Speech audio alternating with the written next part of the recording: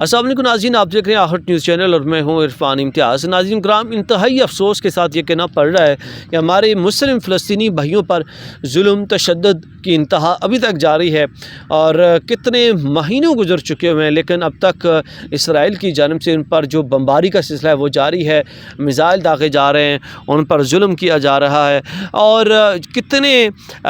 معصوم بچے، خواتین جو ہے اور کتنے جوان جو ہے اب تک وہاں پہ شہید ہو چکے ہوئے ہیں، کتنے بزرگ شہید ہو چکے ہوئے ہیں، ہزاروں کی تعداد میں جو ہے وہ شہید کر دیا گیا ہے اور لاکھوں کی تعداد میں لوگ زخمی ہو چکے ہوئے ہیں۔ مطلب اتنے بڑے درجے کے وہاں پہ جو ہے وہ ظلم و ستم کیا جا رہا ہے، لیکن 57 اسلامی ممالک کا جو گینگ بنا تھا، 57 اسلامی ممالک کا جو ایک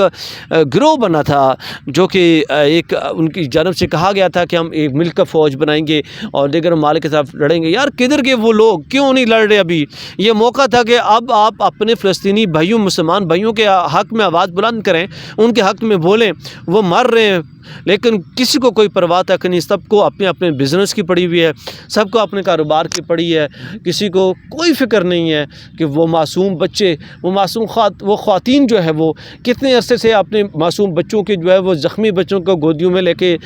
پھر رہی ہیں کہ خدا را ہمیں انصاف دیا جائے، خدا را ہم پر ظلم سے جو ہے ہمیں بچایا جائے، ہمیں پناہ دی جائے، ہمیں ان لوگوں سے بچایا جائے جو ہم پر ظلم کر رہے ہیں۔ لیکن کسی مسلم ممالک کے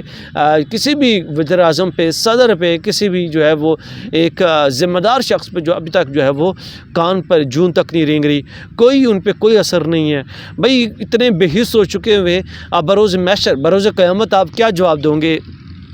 وہاں پہ جا کے کہ آپ طاقت میں ہونے کے باوجود آپ جو ہے کوئی آواز بلند نہیں کر رہے؟ اچھا، تاہم جو ہے اگر پاکستان کے حوالے سے بات کی جائے، پاکستان کے اندر ایک سیاسی جماعت اور ایک اسلامی جماعت ایسی ہے جو کہ جس نے جب سے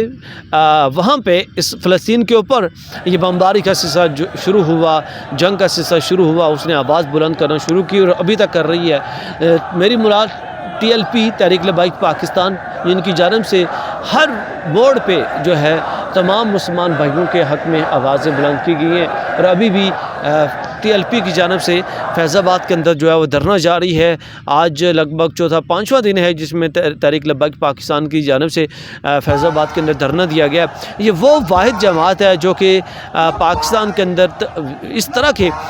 تمام تر معاملات میں جو بڑی ایکٹیو نظر آتی ہے، چاہے وہ دنیا کا کوئی بھی کونا ہو جہاں پہ مسلم ممالک کی ان کی حقوق کی بات ہو، تو تحریک لبیک پاکستان جو ہے ان کے لیے بولتے ہوئے دکھائی دیتی ہے، ان کے حق کے لیے آواز بلند کرتے ہوئے دکھائی دیتی ہے۔ لیکن اسلامی ریاست پاکستان کی جانب سے ان پر جو ہے وہ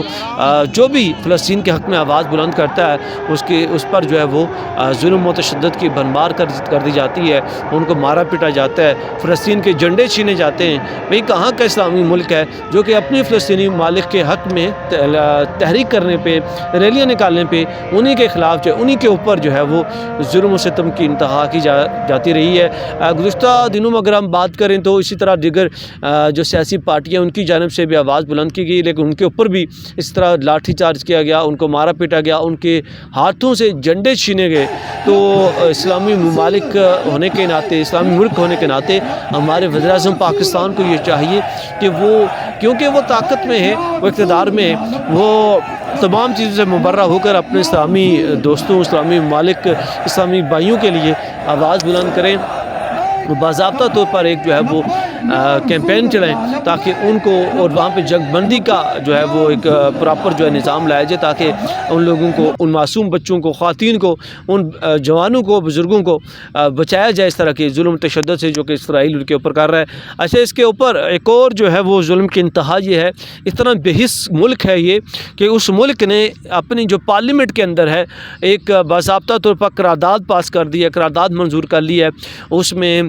قرارداد یہ منظور کی گئی ہے کہ جو فلسطین ہے اس کو الگ ریاست تسلیم نہیں کیا جائے گا، الگ ملک تسلیم نہیں کیا جائے گا، اس کو اسرائیل کے ماتحتی سمجھا جائے گا۔ اور اس میں 68 اراکین نے اس قرارداد کے حق میں ووٹ دیا ہے، جبکہ 9 اراکین نے اس کی مخالفت کی ہے۔ اور اس قرارداد کے مطابق فلسطینیوں پر ایک طرح کا یوں سمجھیے کہ ظلم و ستم کی جو انتہا ہے مزید بڑھائی جائے گی اور مزید ان پر جو ہے وہ سختیاں جو ہے وہ کی جائیں گی، کہ یہ ہمارے لیے لمحہ فکریہ ہے کہ ہم لوگ اس پہ سوچیں، آواز بلند کریں اور مسلمان ہونے کا ثبوت دیں، برائے نام مسلمان نہ رہ جائیں۔ اس کے ساتھ ہی اپنے میزبان عرفان امتیاز کو دیجیے اجازت، اللہ نے کے بعد۔